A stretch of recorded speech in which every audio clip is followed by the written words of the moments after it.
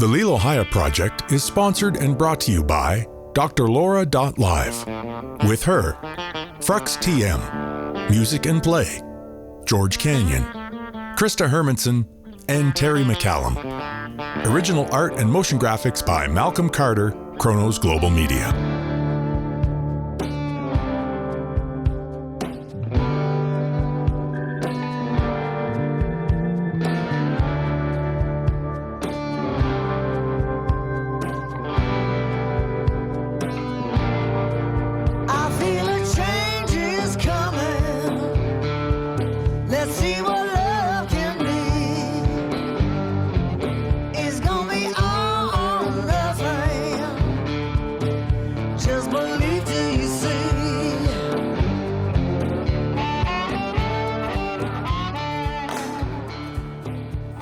Hello everybody, I'm Dr. Laura. Welcome to the LiLoHia informative series. I'm here today with Sass Jordan and Gerald Auger to continue the conversation around love, light, and gratitude in our challenging but beautiful world. So today's episode is about everything is energy. What does that mean? So we're going to talk about this concept of energy. And we're going to start with that simple question. What is energy? Who would like to go first? You. Okay. For me, energy, well, energy to me is life, is frequency, is vibration. Even that rose quartz that's in there. People have been programmed to believe just because a rock, a stone is inanimate, that it doesn't have energy.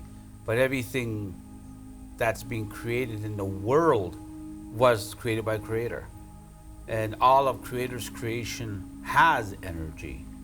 And so for me, that's a part of, even when you share knowledge, it has energy. Because when you share knowledge, why it has energy is because where you share the knowledge with your voice, which is frequency, which is vibration. And then when you're sharing that knowledge that comes from your spirit, where does your spirit come from? It comes from the Creator. So that's why we, as four-directional human beings, believe that words are like medicine. Because speak good things will come. Speak bad things will come. And if you're going to share this knowledge that has spiritual energy, we are taught that you have to be given the authority and the permission to share certain knowledge. When it comes to spiritual knowledge, which is sacred because it comes with energy. So, yeah, so there's, again, like just take, there's multiple levels of love, gratitude, compassion. There's multiple, but energy to me is life, it's Creator, it's, yeah. It's everything. Everything is energy. Everything has energy. Everything is energy. You can't destroy energy. It can only transform. We are energy in these bodies. The table is everything. Everything. Even the ether, the air around us is energy.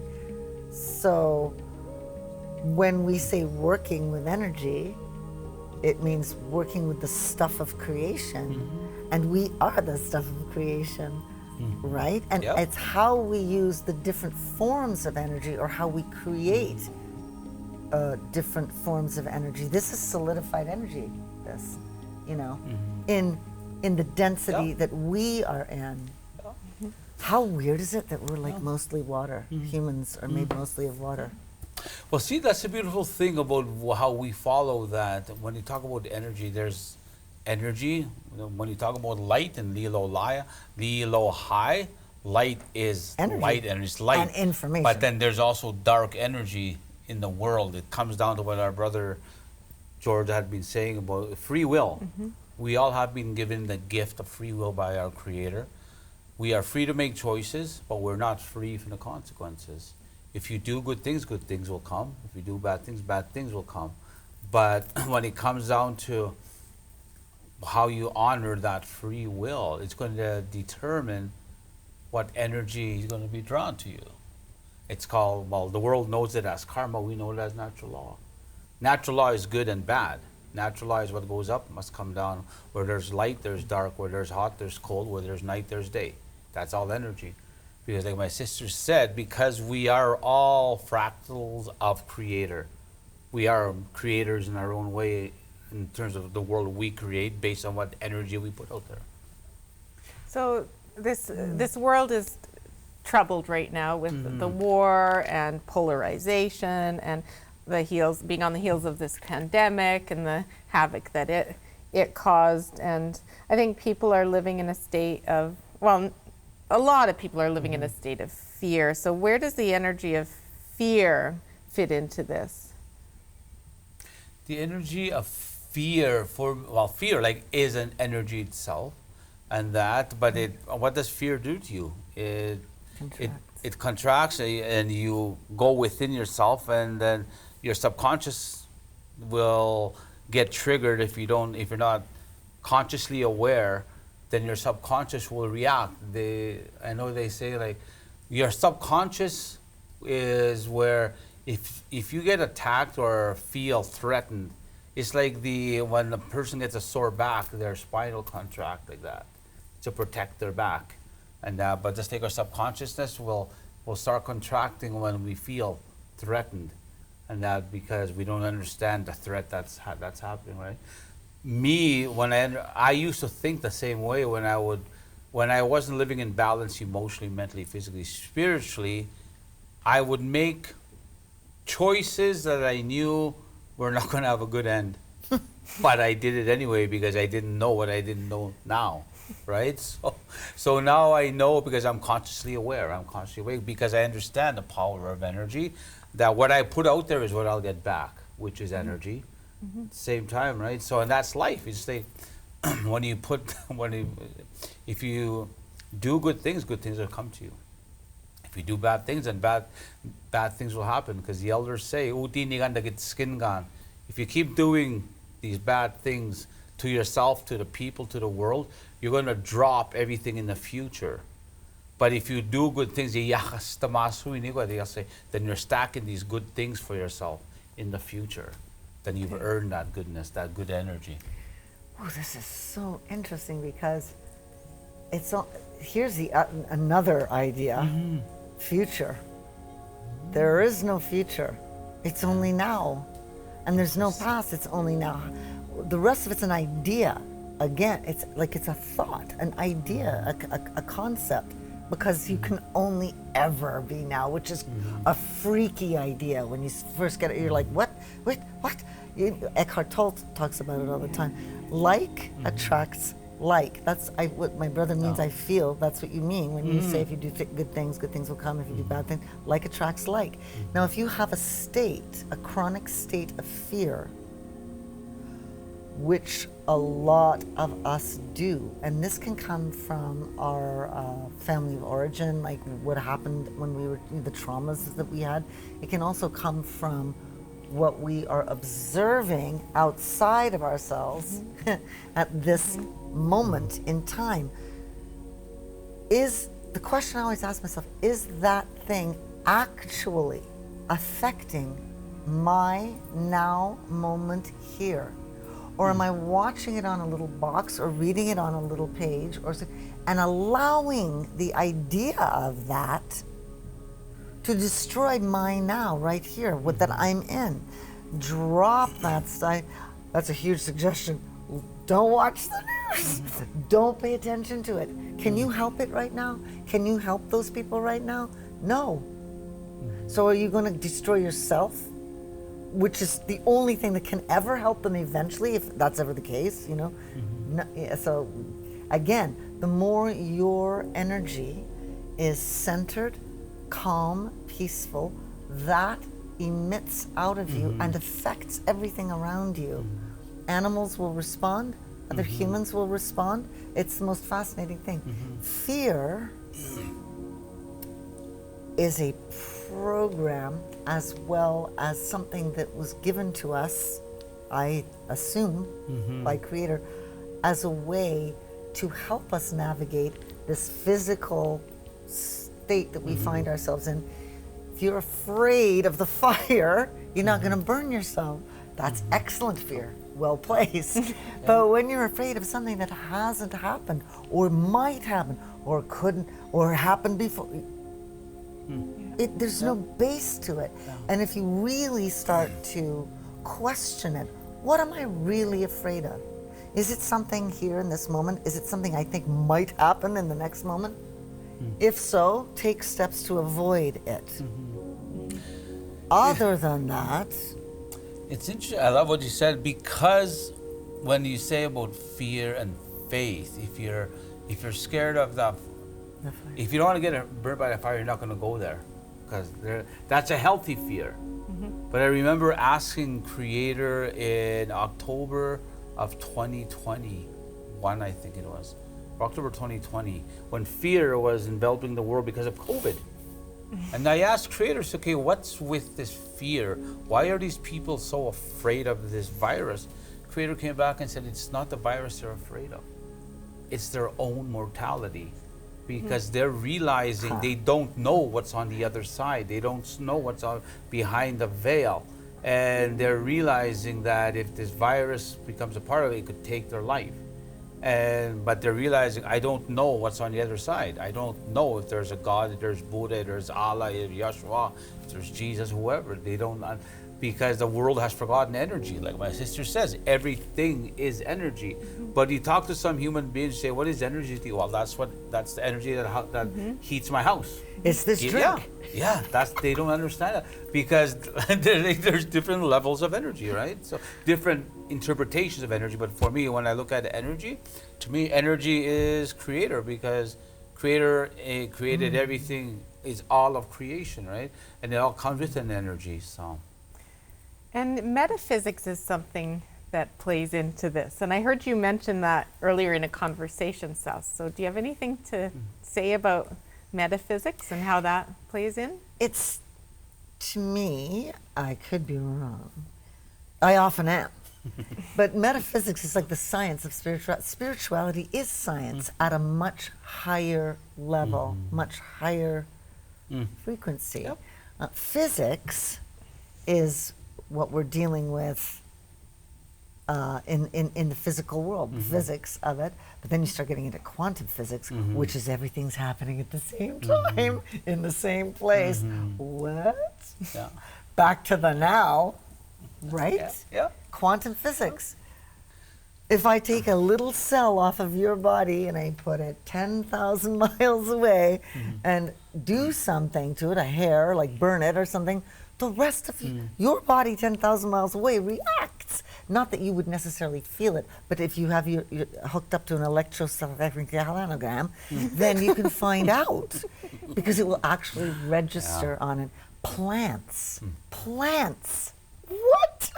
Plants react to the energy around them. If I start thinking I'm going to smash that plant, you will, and you have that thing hooked up, you will see. Of course, that's a fake, so it probably wouldn't react the same way. However, I'm just, who knows? But I'm just saying, you can actually see that the plant is registering like what we would interpret that way. I mean, it's a plant. I don't know that it has emotions like we do in the same way, but it's kind of horrifying. It makes you not want to be a vegetarian, pescatarian, or any kind of tarian. Maybe you should just eat air. Let me know how that goes. See you in the next life, Sass. So I like how you talked about karma, and I interestingly, through my journey, listening to Deepak Chopra and reading Eckhart Tolle and listening to Gerald Auger, and they're all saying similar things. It's just in different languages. It's so interesting. All the connected dots. And I think the law of karma is about putting in love and light and gratitude into the system. But I think we get trapped thinking, I'm going to give love to this person. Oh, they're not giving it to me back. Yeah. And then we get angry, hurt, all of this. That's not real love. It's a bigger system, right? Well, that's the thing. I asked a well-known scientist here in Canada. I asked him, I said, Creator, I need to meet this man to see if he's really spiritual, because he's been fighting for Mother Earth for 30 years, and Mother Earth is still where she is. She's still suffering. So this creator opened the door and brought this man into my life, and he's a well-known scientist. And I asked him, what's the difference? How do you understand science and spirituality? And then he said, well, science is observation, it's effect, it's observation. And it's, well, you do know that the science that you know is actually the spirituality what we know. Because spirituality is observation, it's cause and effect, it's learning. But you took our spirituality, labeled it science, because it's coming from an egocentric mentality. And we can never own that knowledge because it's got energy. It comes from the beginning of time. And we could never call ourselves experts because life is a lifelong journey of learning. And then I said, so your form of science is actually our spirituality, like my sister said. Then he said to me, turned around and he said, Gerald, who the hell are your teachers? I've never seen it and heard it that way, and that makes perfect sense to me. Because his ego, he was able to put his ego down and embrace the fact that no, it's just like what you know as science is actually spirituality. And that's why when you say people, you say, well, I'm not getting the same love back that I'm trying to give to this person, is because their ego is controlling their life. And ego we were given for a reason. Just like there's a healthy ego, and understand when to admit when you're wrong and what you need to change. And then ego is when you just react and then try to go to battle, right? So, like the program. This is super interesting, though, what you're saying, because like science is something, as far as I understand, where you look to prove an idea or a chemical over and over and over and over again, and have the same end game every single time, like that empirical, proof. But then you get into stuff where you get into the quantum stuff, where the particles change when you're looking at them, and they behave completely differently when you're not looking at them. Which is like, wait a second, what? Are we living in a simulation? Oh, yes, ladies and gentlemen, we are. However, that's a story for another day. But it is. It's like, it's what you expect to see is what you see. You were saying something else about that sign. So the other thing is fear is a frequency, just like everything else, which is frequency, energy, vibration. They're slightly different things, but it's basically the same kind of idea. When you have a dominant vibration of fear, you are going to start seeing in your experience things and experiences and events that cause more fear in you, because like attracts like. When you are more in a state of love, you're going to start seeing things around you that make you feel more love, because everything like attracts like. Everything is energy. Exactly, like that's exactly what we're saying. That Bang brings on. that round Bang the whole on. way, It's right? a self-fulfilling prophecy. If you It live is. with negativity, you attract more. Everything that is negative will come to you, Yeah. or how you experience negativity, right? And as I've been evolving, I see that negative people, I feel for them. I feel empathy for them, because You can see what they're doing. and they don't have to feel that way. There's a better way Choice. to live and feel. And that was beautiful thing this morning when our brother, he said, I'm worried about what's going to happen and what's not going to happen on the tour. He was about to go, what did we say to him? He said you can look at fear in an acronym in two ways. FEAR, you can give it, you could say face everything and run, which is be that victim. Or you can face everything and rise, take your power back, and use that fear that you're feeling to say, okay, I need to change this, and I need to change the energy of it. So that's why I said fear it can be a good thing and a bad thing. A good thing in a way, like you say, well, I'm not going to touch that fire, I'm going to burn. So that's using your fear in a healthy way. But if you just put your hand there and had no fear, well, that's not going to work for you. Have you heard false evidence appearing I was going to real? say that. Yeah, a lot of fear when it's based on, worrying about the future is not real. It's worst case scenario It's not thinking. real. And it's actually creative thinking because I think creative people can think of very creative stories. Like my psychological thrillers about an abduction and stuff were all in my imagination, but you can end up thinking these things for real about my life, and in the future something bad will happen, and it eats you alive. Doesn't it? But it's all false. It's all a fictitious imagination. But your imagination is your creative ability. Yeah. Anything you can imagine is what we imagined this. And look at, here we are.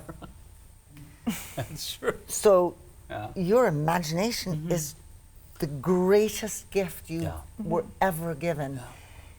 But you have to be really discerning with it, right? It's like if you spend too much time in your idea of your novel of an abduction, you don't want to start bringing that kind of vibration in, you know what I mean?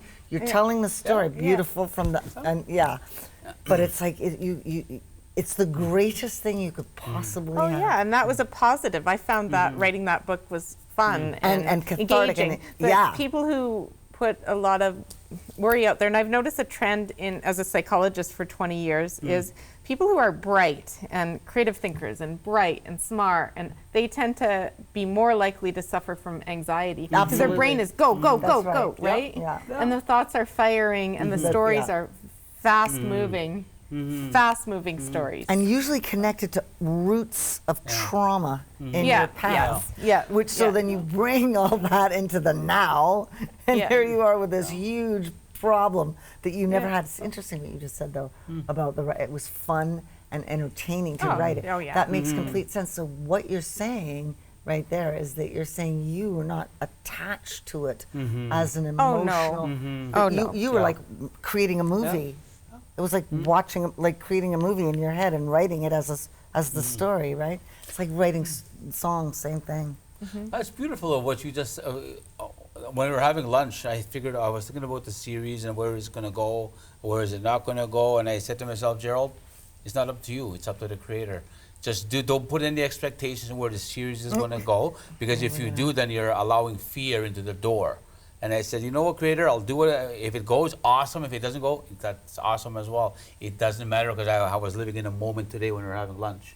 When I was sitting about what we were doing here, and I figured, I wonder where the series is going to go. And I figured, my higher self said to me, he said, don't worry about it. It's not up to you.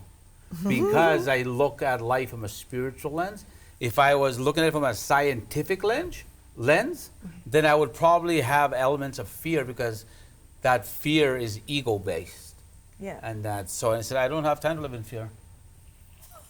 And the way that I look at this is the people who need to hear this and see it, if you're on YouTube, are the ones that will. Yeah. And the ones who are not ready for it, or it's not at their stage, and we're going to talk about that different stages of spiritual evolution in another episode, but they're just not ready for it. And that's okay. That's great. You know? But this will be evergreen. People can watch it in the future. I think this is going to apply for our lifetimes, what we're talking about.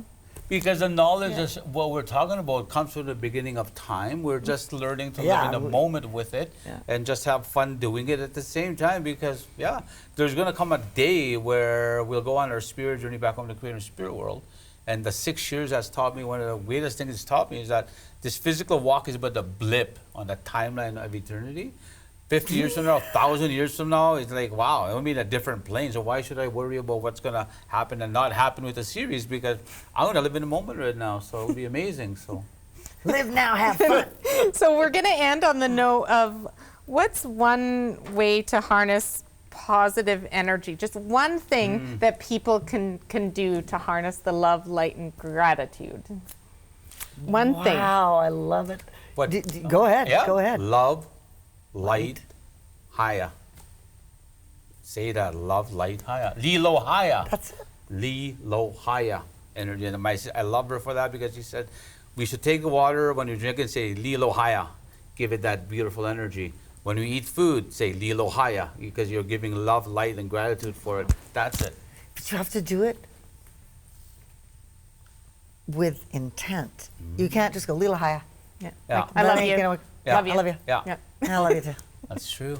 It has to have the intent. LiLoHia. But you can even do it with just your hands. Like if you were having water, the intent coming from your heart space is so powerful. And I saw that happen because I was using a pendulum which measures frequencies and stuff.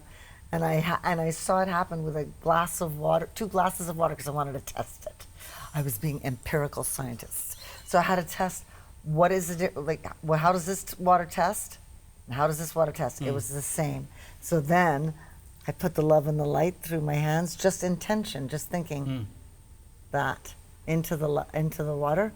Oh my goodness. When I did it again with the pendulum, this one went nuts. It was like, yeah. It was like all the cells in it, or the molecules came out and started doing the dance. It was amazing. It's amazing how you can affect everything around you because you are energy, and so is everything else, with your thought and your intention. You were saying, what's a way to be positive? Just give yourself a hug. Okay, on that note, let's all give ourselves a hug. And thank you for being here. If you find this content helped you, share it with someone else who will help them. If you can bring love, light, and gratitude into someone else's life, then this has been worth our while. Yeah. So thank you, and please tune into our next episode. And stay well, everybody. We love you. Thank you. We love you. Real love. We gonna hold it tight, get out of this fight. No matter what we lost, we make it right. I feel a change is coming. Let's see what love can be. It's gonna be all or nothing. Just believe till you see. To subscribe to the LiLoHia Project and receive upcoming episodes, updates, and announcements, go to www.youtube.com/@LiLoHia Project. You can also find the LiLoHia Project on Twitter @LiLoHia Project, TikTok @LiLoHia Project, and Instagram @LiLoHia Project. Thank you for listening. Hi.